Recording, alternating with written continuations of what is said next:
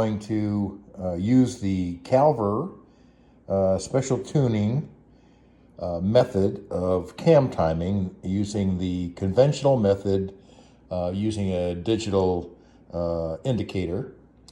And this process I have found, I believe, to be the most simple and very accurate method of degreeing a camshaft. I have swung the cam gear back around, stalled it. It slipped right on because the offset is really happening on the bottom part, not on the top part. And we can see that we are dot to dot. And this just needs to now, I need to put the retaining nut back on the cam gear and cinch that down, and we'll get the degree wheel mounted. If you have been following along this process, my learning process on setting up the camshaft timing between the crank and the camshaft, you'll remember that we're trying to reach 106 degrees after top dead center rotation on the camshaft. And what we've got, well, first thing to notice is that digital gauges on both as opposed to the dial gauges that I had been using. My issue is that the dial gauges were giving inconsistent results just due to their mechanical nature or age and so forth. So I have gone totally digital. These are just Amazon digital DTI gauges. And so we've got them set up both on the number 4 piston, and that was to determine top dead center on the piston. Number 1 and number 4 are identical, so just for ease of use, I've set it up on number 4. We have zeroed that out. We've gone before and after to try and remove any dwell, so we know that we're absolute top dead center. And at that stage, I set the degree wheel at top dead center on our pointer. So once that's done, we can kind of set it and forget it. The next stage was to insert a push rod into the number 1 inlet valve, which is the second hole from the front of the block on this A-series engine. I have got a spring tensioner to keep a constant pressure down on that push rod, and we've got our digital gauge running to the center of the push rod. So at this stage, what needs to happen is we needed to find top dead center on our lifter, because the cam has got a high point, but it's got a little dwell on either side. So we needed to find top dead center on that as well, which we've done.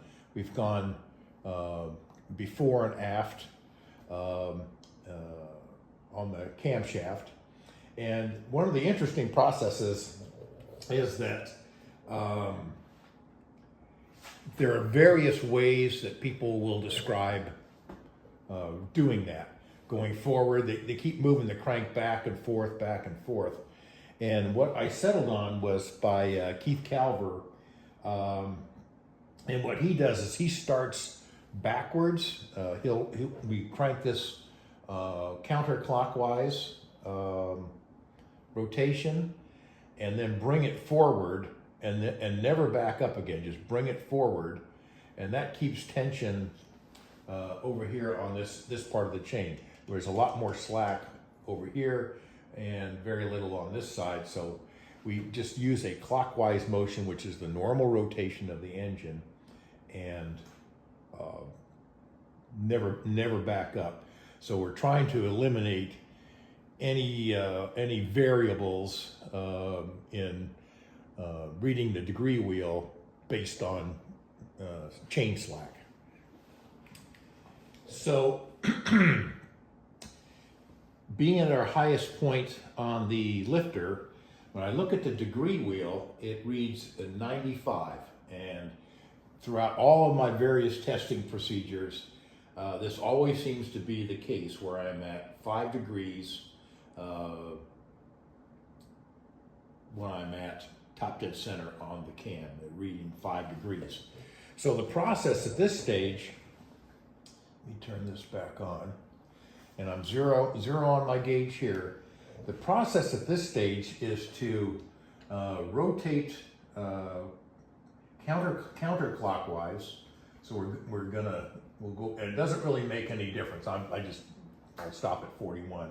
So we've rotated it counterclockwise, and then we'll start moving the whole assembly, crank and cam. We'll start moving it clockwise until we reach 10 degrees. And we're kind of picking a number there. Doesn't really make any difference as long as you use a consistent number before and after. Okay, so we've reached 10 degrees on our gauge, and I'll come down and read the degree wheel, and I am now 5 degrees to the right of the 90 mark. So I am at 85 degrees. Let me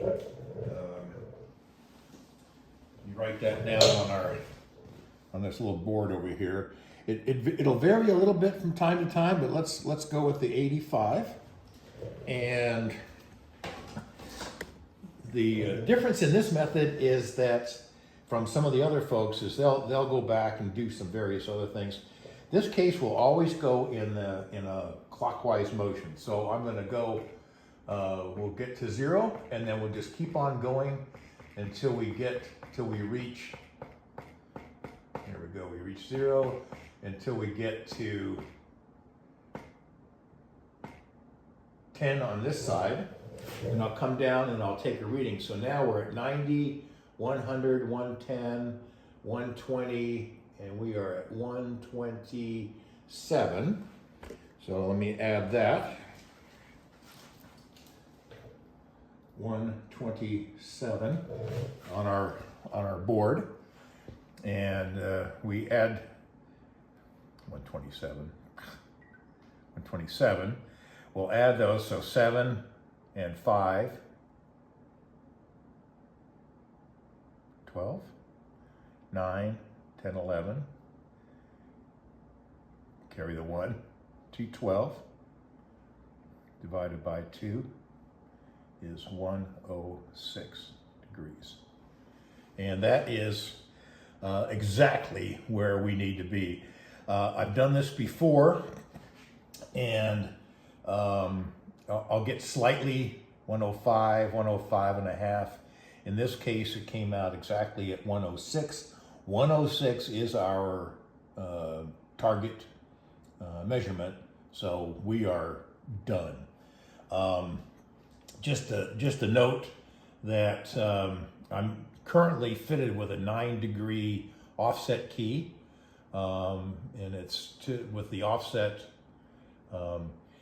It gets described various ways. Whether the offset is that way, the top portion will be to the right, and the bottom to the left.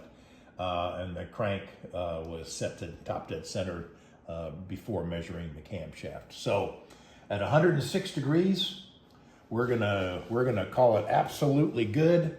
Even if we are at 105, 105 and a half, that's certainly within tolerance. So that's where we're going to leave it.